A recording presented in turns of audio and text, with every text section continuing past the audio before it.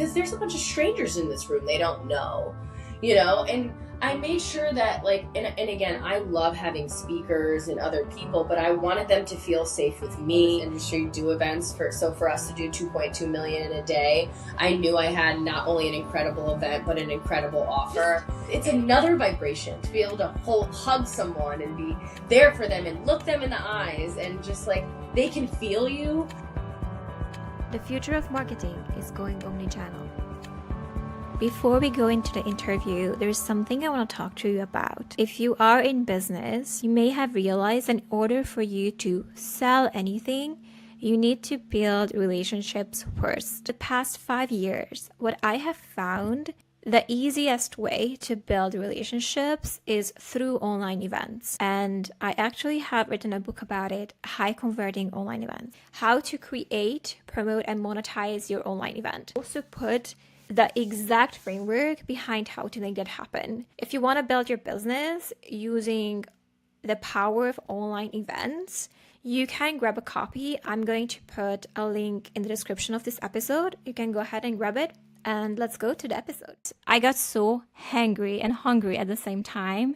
As I was watching back your YouTube videos, the hangry Italian girl? Yes. I was like, she makes it so delicious. Like you are eating like a lobster sandwich with cheese. I'm like, this looks so good. So I want to kind of go back in time a little bit for this episode. So how did you go from the hangry Italian girl to leading multi-million-dollar events? Beautiful. I love that question. For you?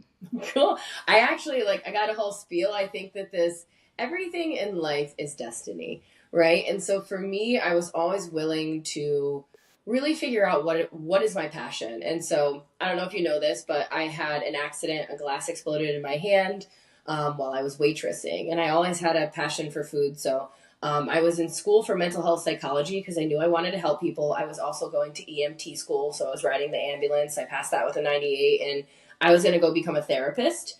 Then this accident happened and it put me on my ass. And like a lot of people who are very successful, there's usually something that happens where you kind of pivot in a new direction. So I was in my bed for quite some time, really contemplating life, and I couldn't work. It was terrible. So I ended up starting to go to restaurants and posting. I literally started the Hangry Italian Girl from my bed. I was like just not in the best place, but the only thing that brought me joy was food. Like I love food, right? Same. Good. I love that. A woman after my own heart. And so yeah, I started doing that, and eventually within a couple of months, like I was always like pretty good at social media. Self-taught. I had a Twitter with hundreds of thousands of followers, and I learned the algorithms and I studied. So I ended up starting a media company. So I would go in, I would get paid to eat food, and then I would pitch the restaurant owner, hey, I can run your social media. I can help get in more clients. So then that began. And probably like a year after that, people started asking me like, how do you grow your social media? How do you do this? How do you do that? And that became my very first program. That was $97. I'll never forget it. And it was called How to Build Your Social Media 101. Like I didn't know Zoom and this and that and pages. I had no idea the coaching industry really even existed. And so I just did this little thing for $97. 10 people joined. And 7 of those 10 wanted to continue working with me.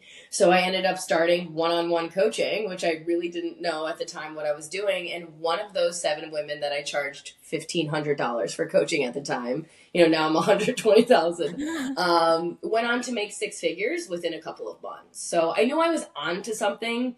And I think from there, I started investing in mentorship and attending retreats and attending events. I worked with Tony Robbins and, I was like, okay, every single day I was like, how can I grow? How can I learn more? But at the same time, I think every year I started joining like high ticket programs and learning. And so eventually I probably did about 6 retreats before doing my really big event. A little crazy because I went from like 10 to 15 people to 175.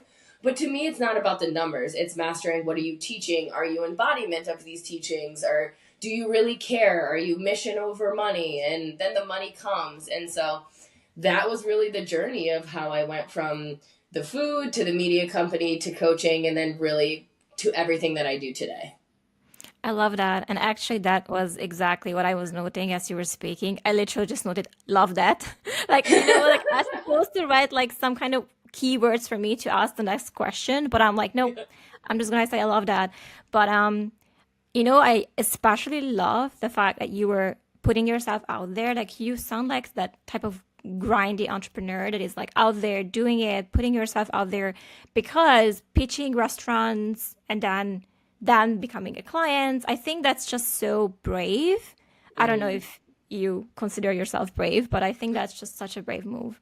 I mean, honestly, restaurant owners are not the best people to work for. So I think I had a little bit of thick skin before, so I ran this food company, then I ran this media company. And I think having two pretty decent businesses, obviously not as successful as the coaching and the events and all that, but it taught me a lot about resiliency, hard conversations, negotiation. Like restaurant people do not want to pay top prices.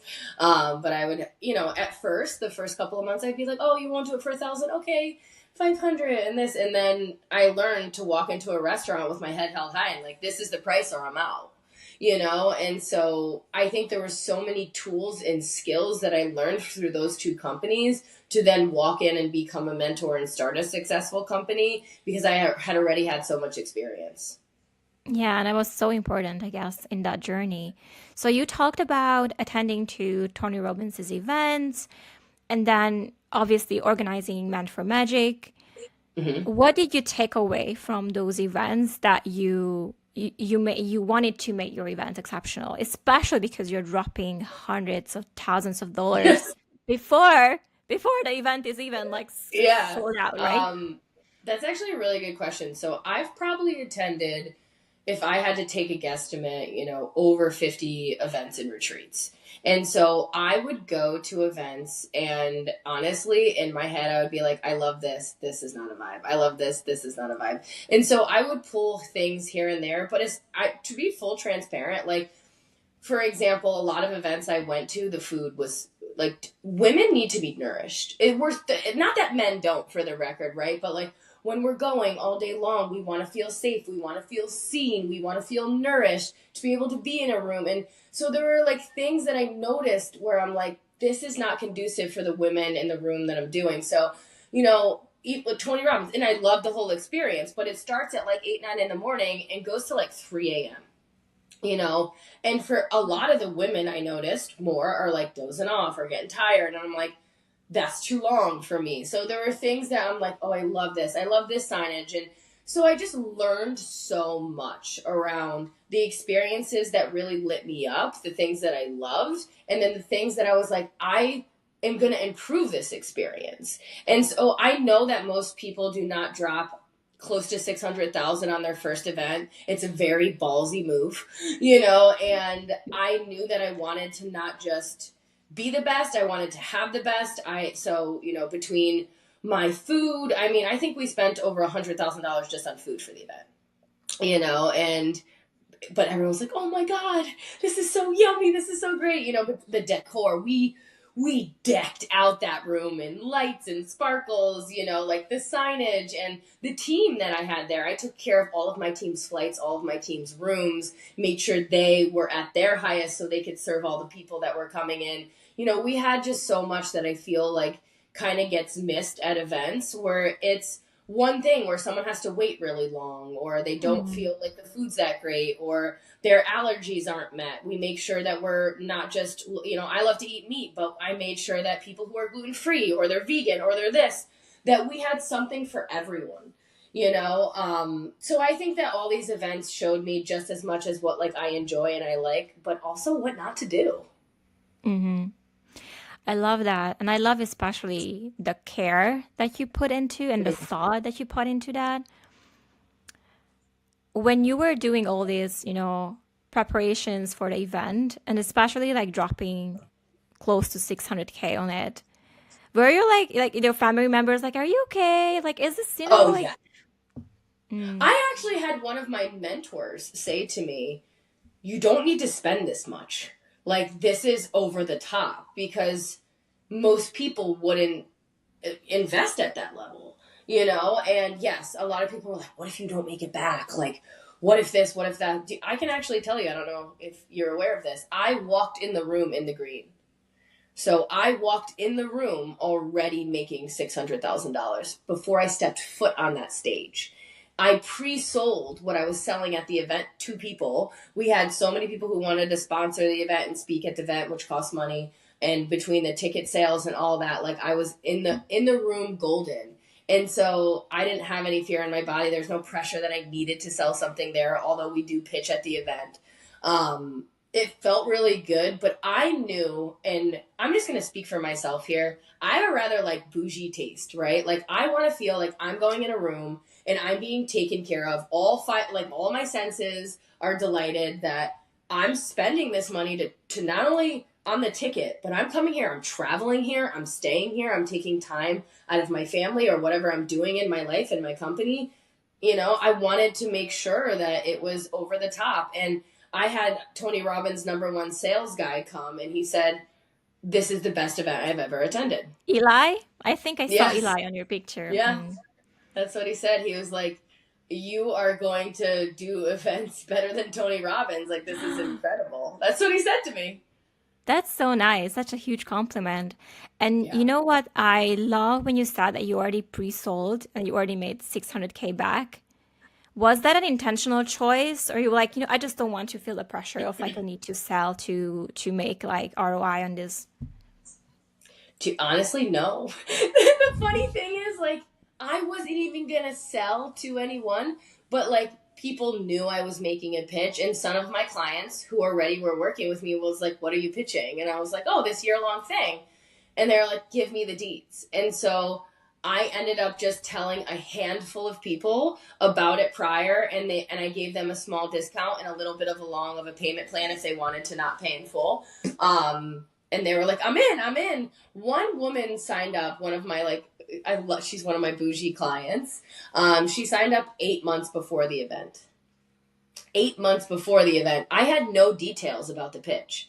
I was just like, this is a year long. There's going to be 4 in-person experiences. That's all I know. I don't know where they are. I don't know what's included. And she was like, I'm in. Whatever it is. That level of trust, like whatever you're selling, I'm in. Yeah. Sign me up.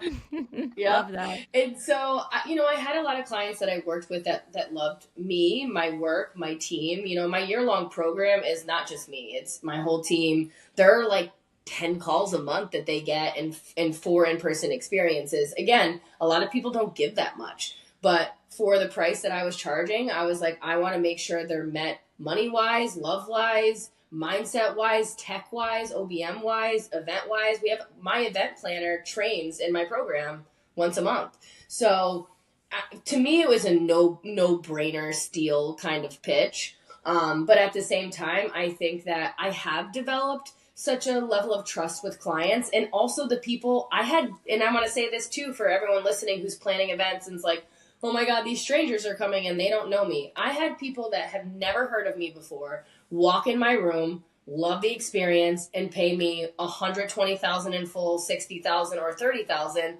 because it was that good. And I think that so many people cheap out or don't do the little things, but that's what creates a high level offer. Someone is willing to pay you 30, 60, or 120,000 or more or less when they walk in your room and they're like, wow, well, if this is what I get for this event, what am I going to get at those retreats? And what were those little things? You mentioned the decor, you mentioned the food, you mentioned like the timing, the pacing, so it's not like super duper long. What are the tiny things that you pay attention to so it's exceptionally good for the attendees? Yeah, I think that I'm very cognizant of this not being a pitch fest and a speaker fest.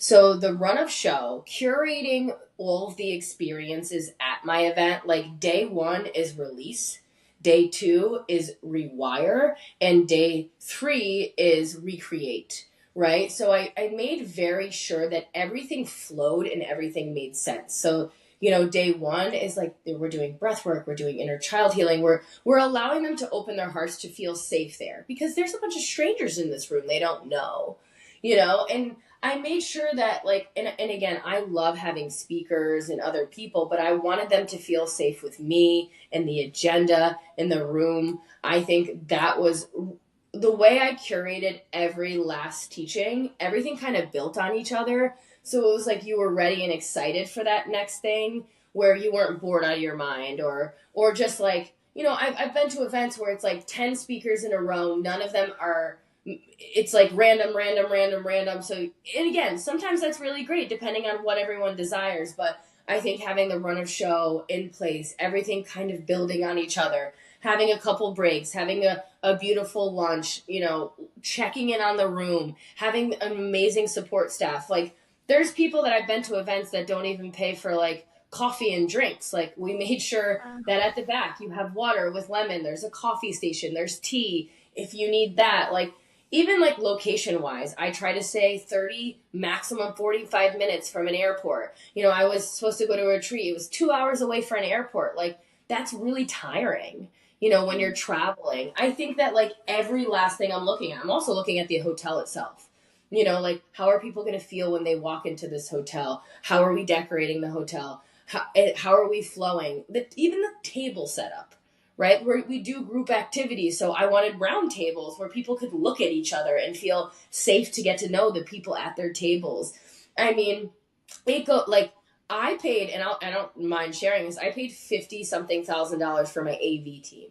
The music, when it hits, how loud it hits, can make such a different experience than if it's too low or it's not the right song. I opened up my entire event with a rose ceremony. And people told me that I was crazy. I'm going to tell you why. We had 175 women there, and I wanted to hug every single one of them and hand every single one of them a rose personally to welcome them in my room. And they were like, that's going to take too long. Nobody's going to want to stand there. That's boring. Every single woman in that room was in tears. It literally made everyone feel so safe and seen by me that I wanted to hug them and hand them a rose and thank them for being in my room. Wow. That gives me just chills listening to you. You know what I was noting as I was listening to this? I noted warm, because that's your Italian side coming in, the warmth, maybe the integration to help people feel seen. I think that's just such a warm gesture to do that.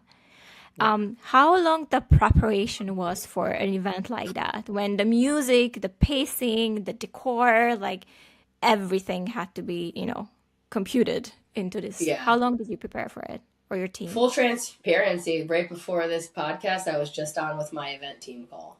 So we prep way in advance. I have 2 calls a week right now. And my event right now, my next one in April, is 5 months out. So I would say I hired my event planner probably close to 10 months out. And then we immediately started getting on 1 to 2 calls a week. And everything takes different hours. It's like the decor, you're picking everything out. Where does it go? You have to fly to the hotel, do a site tour, make sure you're setting everything up properly. The AV, it took me hours and hours and hours to come up with all of the songs and create a playlist for him.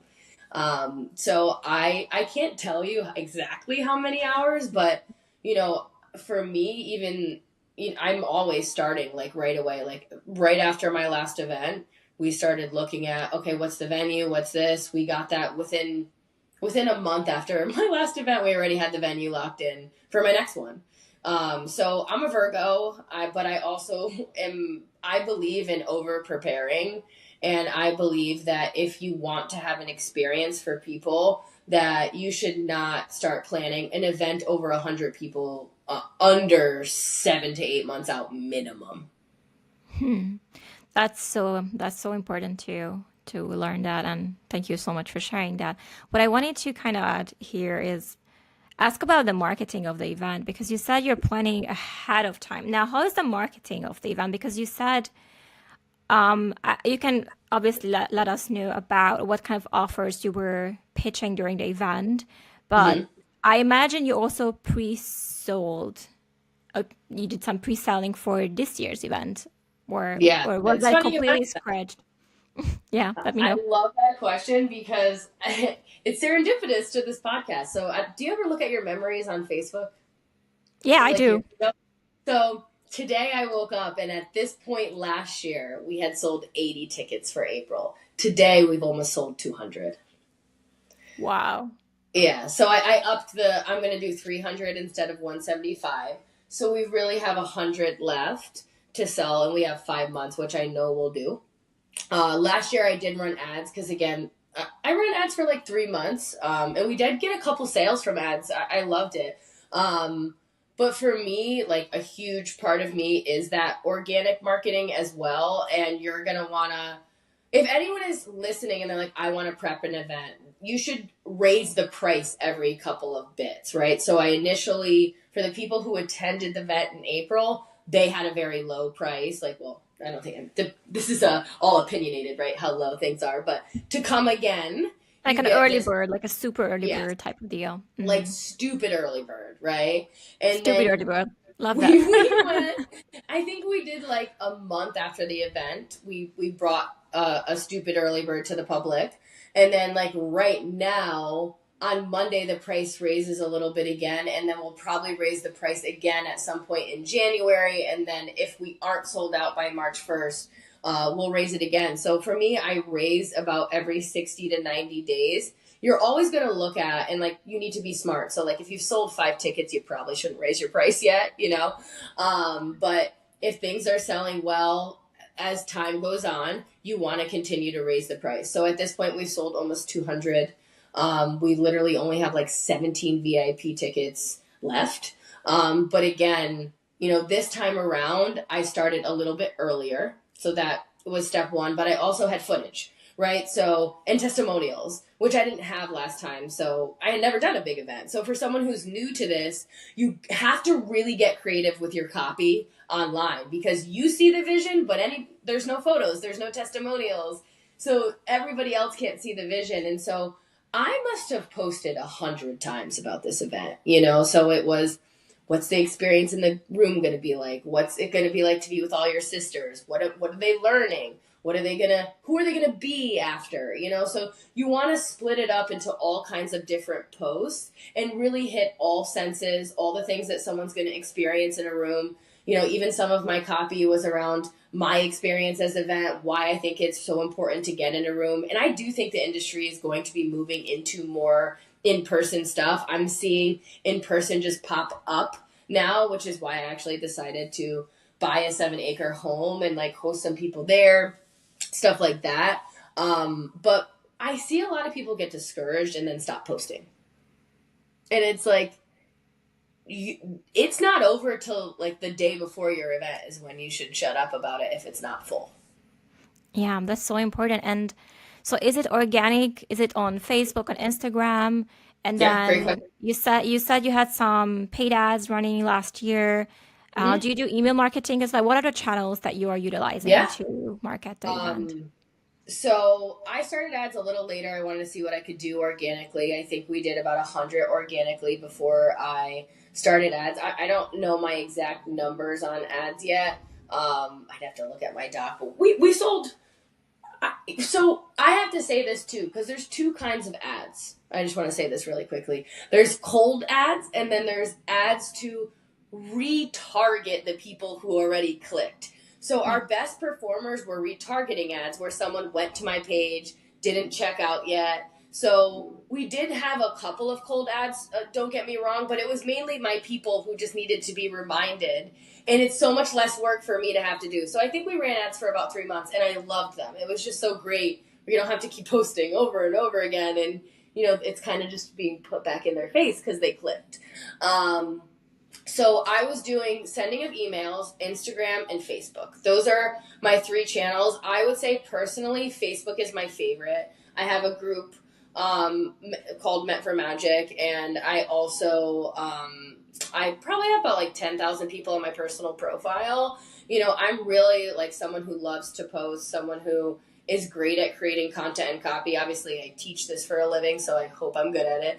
But I also am not afraid of no. So one of the things that I actually wanted to share with you that I did that I never have done before is I sent messages to people. I guess you could say cold DMs, but they were warm. They were people I knew. And I set my voice. And I was like, hey, I just wanted to let you know. And I was super specific of why I wanted that person in my room. And I meant it. I did not message anyone I didn't want in my room. It was someone where I was like, I got a call that they should be there. And a lot of people converted through me actually doing some reach out towards the end. I love that. And that goes back to your, like your grinder entrepreneur mentality that just goes out to talk to people to get things done. And I guess when you personally take your time to record your voice, to invite someone to your event, and you tell them why you want them there, that's kind of like, oh, she wants me there. Okay. Yeah. You know, especially It in the worked. first round, right? Because it was not, there's no pictures yet. Yes. Oh, there's a car outside. So it actually really worked with several. Like, I'll give you an example. There was a woman who I knew very well. Well, actually, I didn't know her. I knew of her. She like lived in Connecticut, where I'm from. And I just was like, hey, I'm really having a pull to send you a message. I'd love to have you in my room. I've seen you like liking the event posts, and I just wanted to give you a personal invite. She literally signed up within 2 minutes after that memo. She said, you know what? I've been on the fence. I think I just needed permission. Thank you so much. And it was a VIP, like $2,222 from a 60-second memo. That's so insane. And you know what? So most people, they don't even try to go there, right? To even send a DM because they're like, oh my God, they're going to think I'm like salesy. I'm like, oh, what am I doing here? But that's the thing, is so many people say that. I'm not trying to be salesy. Then what the fuck are you trying to be? You're selling something. You know what I mean? I know. It's wild to me. It's just wild to me that people are like, I want to fill this event, but I'm not willing to make a post every day, but I'm not willing to send out a memo, but I'm not willing to send out an email. Then you shouldn't, like, for me, I knew I had a lot of money on the line, a lot of time on the line, a lot of people who were invested in this, and I wasn't going to let anybody down. And I think that we moved into a culture on the internet of this soft girl era, and everything's just going to come to me. I'm like, no, you have to still work and do your job. But that the I ego fully is agree. like, Your net worth is your net worth, and a lot of people don't want to connect, and especially like genuine connection. Like, people didn't answer me, people said no, it didn't bother me. It wasn't like I pulled some random stranger that I'm not Facebook friends with and invited them to an event they've probably never heard of. Mostly the people that I messaged had liked, had commented, I've connected with in some way, shape, or form, whether they were a past client, done a program, whatever it was. So it felt kind of like a warm lead to me personally. And again, I just want to share this. It's not something I've ever done. And I used to say what you're saying, like, I don't need to do that. I don't need to reach out to anyone. But I was like, you know what, and at the time we probably had like 40 tickets left. I was like, I want to get these sold, and this is how I'm going to do it. And I probably sold at least 20 to 30 tickets doing that. I love that. I love that. So thank you so much for sharing that with the listeners as well. What I wanted to talk about is, what is something that you're going to do differently this year? Next year, 2025, compared to the Men for Magic 2024 event. I mean, really, the major changes are we're just going bigger, so there's going to be more people, probably a little bit more speakers. But I think that's just the major change, to be really honest. Like, I loved what we did. Obviously, I'm changing a little bit about what I'm teaching, too. But different speakers. I'm going to switch some things up because I just don't want it to be the same exact event. But I laugh because if you look at someone like Tony Robbins, he runs Business Mastery, the same stories, the same things over and over and over and over, and no one ever gets tired of it because repetition is the key to mastery, right? So there will be some similar teachings, especially, but again, driving that home over and over again. But a lot of these people are coming to get into the room, to have the experience, to meet new people, to really go all in on themselves. So for me, I'm probably upping some of the decor, making sure we have like epic food as always, but really it's just about going bigger. So more staff, more support with the breath work. And I think that's really the biggest changes. And obviously I grow. So I'm even more in embodiment and even more excited to really just like land this home. The only other thing I may do a little more of is letting people share. a little bit more. I Mhm. mean, we had a ton of incredible mic shares, but not in every moment can people come up to the mic, because then, you're kind of not teaching as much or doing things when, like, trust me, when it's mic time, everyone wants to talk, which I love because I love hearing from everyone. So I'm going to try to fit that a little bit more in as well. Love that. And what offers are going to be running this year? If you don't mind, Mm-hmm. why am I keep saying this year? I think I'm just like teleporting to It's January okay. already. You know what? Hey, Because we're in this is December. gonna come in January anyway. So maybe Perfect. me saying this year actually makes perfect sense. So, um, maybe before I ask that question, I want to go back to last year's event, which is going to be 2024 event. Mm-hmm. Can you tell me about, because you said you had like 120K offer, 30K offer. So were there like a thought process behind what type of offers you're going to be offering to Yeah. people or pitching? Actually, I'm going to make this really easy for you because it's one offer with 3 tiers, right? Oh, Most wow. people sell a million things, and I'm not saying all people, but a confused buyer doesn't buy, right? So I had one offer. It was a year long. It includes me, my OBM, my and co-coaches, energy events. So we had a full team. At the 30K, you get 3 retreats and all of the group calls, right? And then you get 2 calls with my co-coaches. At the 60K, you get 4 retreats and you get 1 call a month with me, Voxer with me, and then 4 calls with my co-coaches. At 120K, which there was only 1-2 spots of that's you get VIP days with me in person, more calls every single month. So like 120K is like full blown one-on-one, absolutely all in. 60K is one-on-one with me, but like 1 call a month. And then 30 was getting the group and my co-coaches. And so I'm actually selling the same exact thing this year. I know that people that either it wasn't a divine timing for, or they wanted to save up financially to be able to do it this year, are going to come back and then actually pull the trigger on that. And there will be a lot of people that I know. I mean, it was pretty impressive. I've seen a lot of people in this industry do events for us to do 2.2 million in a day. I knew I had not only an incredible event, but an incredible offer.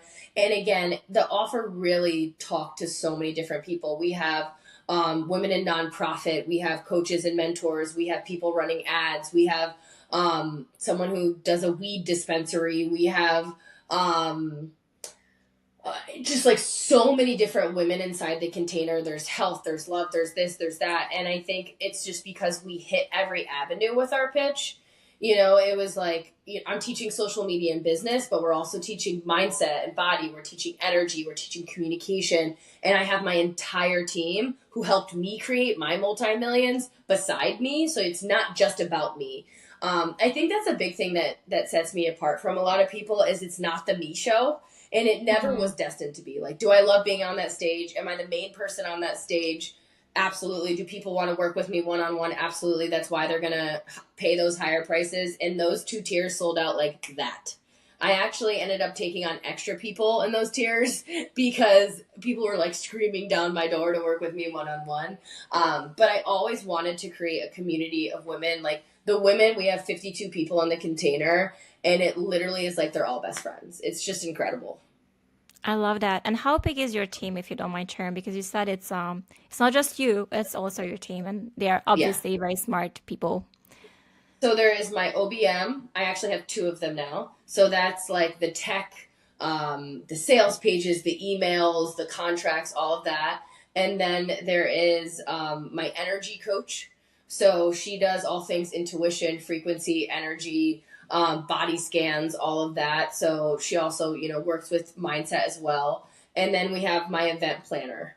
And so she talks about like events and selling and all that. So anybody, whether you're coming to me for kind of all the things, but honestly, most people do come to me for a business, but I'm very good at like mindset, confidence, communication, all of that.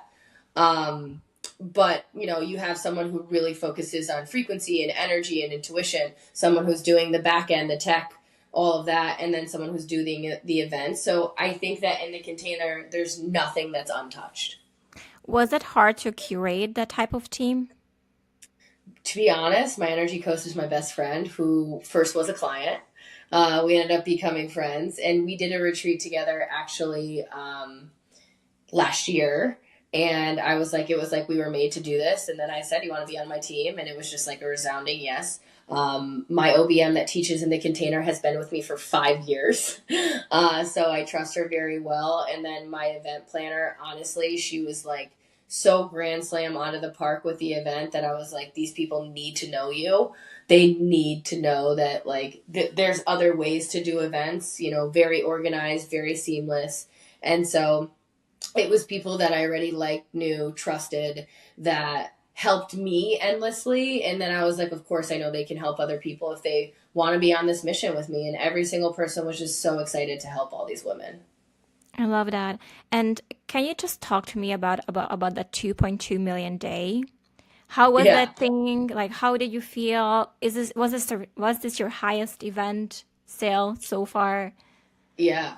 So it was my first event. And honestly, like, you know, from what I've seen in this industry, even with more numbers in my room, I'd say most people do high end about $1 million. Like it's huge to make $1 million at your event.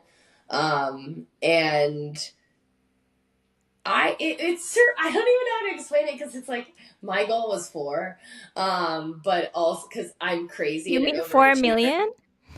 My goal was 4. Okay. So we did 2.2, and that was just from what I sold for the year long. But I feel like it was so fucking surreal because it was my first one. Like people were coming up to me like this is unheard of for people who have like one of my mentors is on his like 4th event and hasn't done more than a little over $1 million. You know, like most people I know that I've hired that I've worked with, you know, that's the average. So to do this, my very first time, never hosting this container before, having all these women just trust me, like it just showed how much care that I put in. And also like I was like, holy shit. Which is why, by the way, this year I really didn't sell anything else besides this year-long program. That's 110% what I've been in. I wanted the best retreats, the best testimonials, them always feeling met, them always feeling loved.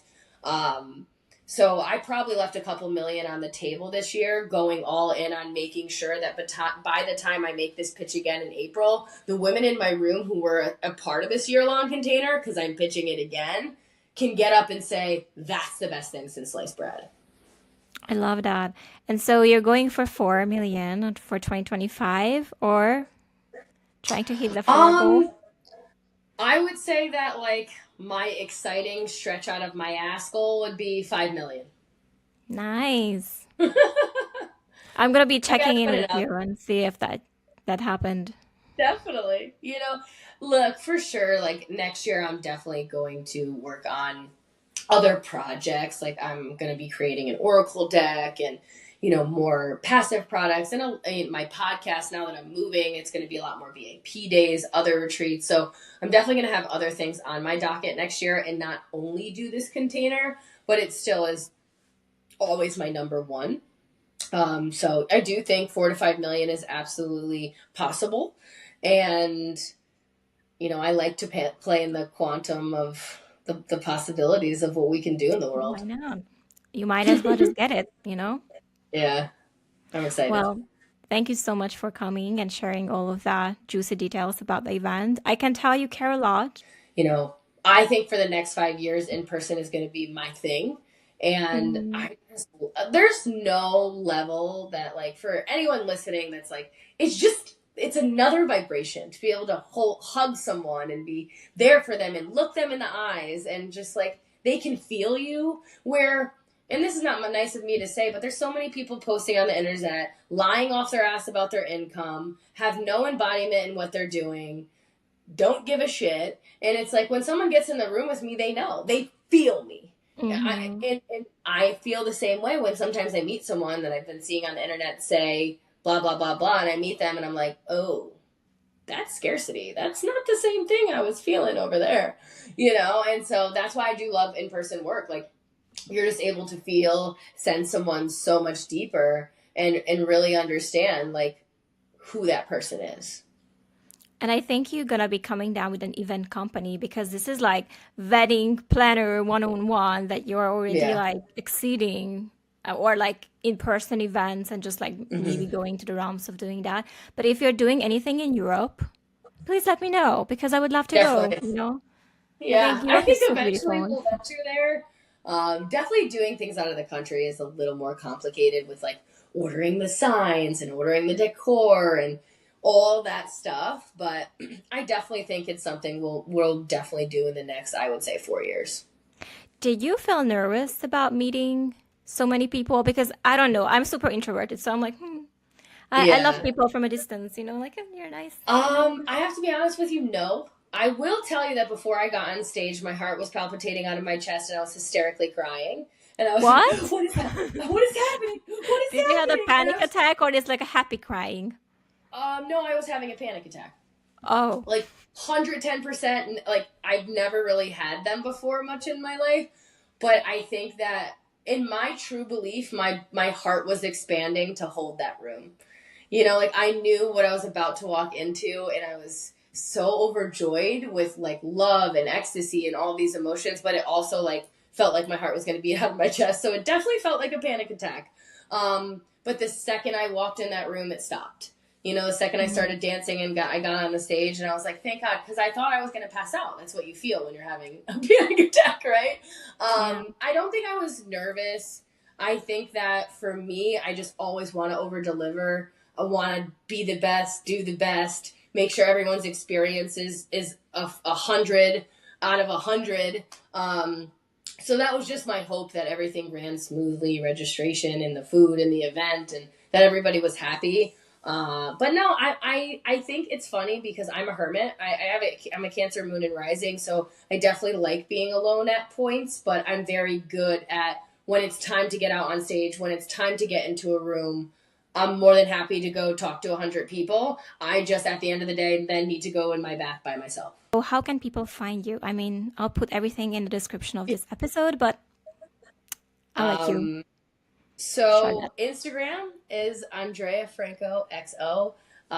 Let me pull up what my free group is, which is only for women. I know it's like meant I for think it's magic. like I was just checking it today as I was listening to your Meant episodes. for Magic with Andrea Franco. That's what my group is called on Facebook for women.